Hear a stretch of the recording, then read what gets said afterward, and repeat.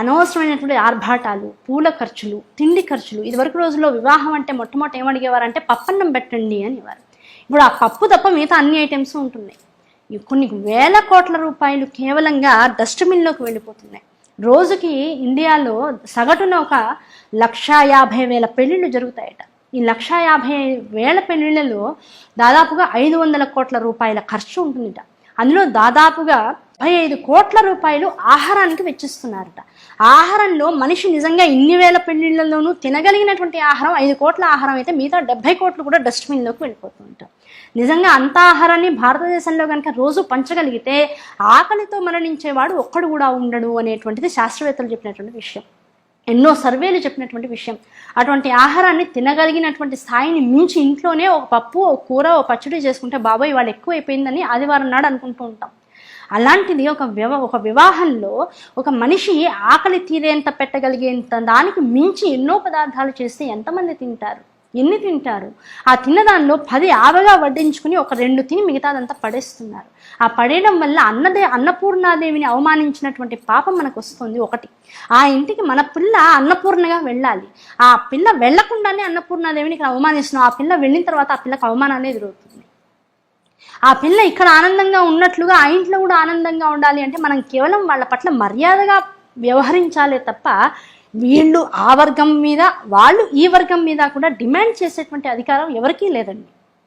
కనుక డిమాండ్స్ లేకుండా, డబ్బు ఖర్చు లేకుండా, వీలైనంత శాస్త్రీయమైనటువంటి పద్ధతుల్లో చాలా తక్కువైనటువంటి విషయాలతో, సమూహాలతో, దాంతోపాటు వ్యంజనాలతో వివాహాన్ని ఎంత సింపుల్గా చేసుకుంటే ఆ వివాహ వ్యవస్థ మళ్ళీ అంత పునరుద్ధరింపబడుతూ ఉంటుంది హైందవ ధర్మంలో. కనుక ప్రతి వాళ్ళు కూడా ఈ అనవసరమైన ఖర్చులు, హాళ్ల కోసం డబ్బులు బుక్ చేయడాలు, రకరకాల కార్లు, డెకరేషన్లు, పూల కోసం కొన్ని లక్షలు ఖర్చు పెడుతున్నారు. దయచేసి ఇటువంటి వాటినన్నిటిని కూడా అవాయిడ్ చేసి అసలు పిల్లలు ఆనందంగా ఉండాలంటే ఏం చేయాలి, ఈ ఆలోచన తల్లిదండ్రుల్లో కనుక ముందు వస్తే, మీరు నిజంగా ఖర్చు చేయాల్సిన డబ్బు నిజంగా ఐశ్వర్యం అమ్మవారి అనుగ్రహం వల్ల మీకు వస్తే పిల్లల వివాహానంతరం చక్కగా ఆ డబ్బు, ఎన్నో రకాల అనాథలు ఉన్నారు, వృద్ధులు ఉన్నారు, ఎన్నో రకాల వ్యవస్థలు, సైనిక వ్యవస్థ, దాంతోపాటుగా రక్షణ వ్యవస్థ, ఇవన్నీ కూడా మన దేశంలో చాలా పటుత్వాన్ని ఇంకా పొందవలసినటువంటి అవసరం ఉంది. అటువంటి సంస్థలకి చక్కగా మీరు మీ తరఫున ఆ డబ్బుని విరాళంగా ఇవ్వండి. అంతే తప్ప కేవలం రోడ్ల మీద మోగేటువంటి ఆ డప్పుల కోసము, లేకపోతే ఆ డీజేల కోసము, లేకపోతే కార్లని అద్దెకి తీసుకుని వాటిని డెకరేట్ చేయడం కోసం రకరకాల పొల్యూషన్ ఇప్పటికే పెరిగిందంటే ఈ కార్ల వల్ల ఇంకో డబుల్ పొల్యూషన్ పెరుగుతోంది.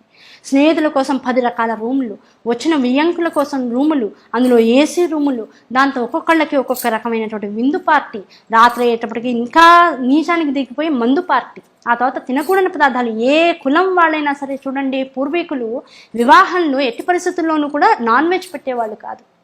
వివాహ అనంతరం పిల్లని ఇంటికి తీసుకెళ్ళాక ఇంట్లో చేసుకునేటువంటి వేడుకల్లో మాత్రమే ఆ మాంసాహార పదార్థాలన్నీ కూడా ఉంచుకునేవాళ్ళు. కామన్గా చేసేటువంటి వివాహాల్లో అసలు మాంసాహారం అనేటువంటిది పెట్టడం ఎక్కడా కూడా లేదు. కానీ ఈ రోజుల్లో అదే పెద్ద విషయం అయిపోయింది. కనుక ఇలాంటి విషయాలన్నీ కూడా మనిషిని అసలు మనం ఎందుకు చేస్తున్నామో అర్థం కాకుండా కేవలం ఇది ఒక వేడుక, అంటే మా అమ్మాయి సుఖం కోసమో, ఆనందం కోసమో, లేకపోతే మా అబ్బాయి యొక్క స్టేటస్ కోసమో ఒక 25 నుంచి ఒక 1 కోటి రూపాయల దాకా ఉండేటువంటి సొమ్ముని వృధాగా రోడ్ల మీద పోసేస్తున్నారు. తర్వాత పోనీ పిల్లలు ఏమన్నా ఒక మాట మీద ఉంటున్నారా అంటే ఎవరి ఈగోస్ ఇంత ఖర్చు పెట్టగలిగే వాళ్ళ మనస్సులు ఎలా ఉంటాయి? అవే స్థాయిలో అహంకారపూరితంగా ఉంటాయి. కనుక అహంకారాన్ని త్యజించి పిల్లలు ఒకళ్ళని ఒకళ్ళు అర్థం చేసుకుని బతకగలిగేటువంటి వైవాహిక వ్యవస్థని వాళ్ళకి ఇవ్వాలే తప్ప, కుటుంబాన్ని వాళ్ళకి ఇవ్వాలే తప్ప నాకు ఇంతుంది నువ్వేమిటి నోరు తెరుస్తున్నావనో, లేకపోతే నీకెంతుందో నాకు అంతే ఉందని అనేటువంటి స్థాయికి పిల్లల్ని తేకుండా ఉంటే పిల్లలు వాళ్ళ వైవాహిక జీవితం చక్కగా ఉంటుంది. కనుక మనం ముందు మారితే, మనం ఖర్చు పెట్టేటువంటి పరిస్థితులు మారితే, మనం దేని మీద ఖర్చు పెడుతున్నామో ముందు మనకు ఒక అవగాహన వస్తే దాన్ని బట్టి మన పిల్లల యొక్క భవిష్యత్తును జాగ్రత్తగా నిర్దేశించి ఒక నిర్ణయించేటువంటి హక్కు మనకు వస్తూ ఉంటుంది. కనుక విధిని సక్రమంగా నిర్వర్తిద్దాం, హక్కుల కోసం తర్వాత పోట్లాడదాం. ఆ హక్కులు, విధులు అన్నీ బాగుంటే జీవితం ఆటోమేటిక్గా చక్కగా ఉంటుంది, వ్యవస్థ అంతా కూడా ఆనందంగా ఉంటుంది. అటువంటి వ్యవస్థని మళ్ళీ మనలో మనమే తెచ్చుకుందాం, పాడైపోతున్నటువంటి సమాజాన్ని మళ్ళీ పునరుద్ధరించుకుందాం. ఈ శక్తి, ఈ ఆలోచన, ఈ పరిణతి ఇప్పుడు ఉన్నటువంటి పేరెంట్స్ అందరిలోనూ రావాలి అనేటువంటి ఒక అద్భుతమైనటువంటి ఆలోచనతో చేస్తున్నటువంటి వీడియో. అంతే తప్ప చేస్తున్నటువంటి వాళ్ళని అనడము కాదు, చేయలేనటువంటి వాళ్ళని చిన్నపుచ్చడము కాదు. ఈ 2 వ్యవస్థల్లోనూ ఉన్నటువంటి అసలు తత్వాన్ని కనుక తెలుసుకుని వివాహాన్ని చక్కగా, పరిణయ వ్యవస్థ ఎంత బాగుందో అంత చక్కగా తీర్చిదిద్దగలిగితే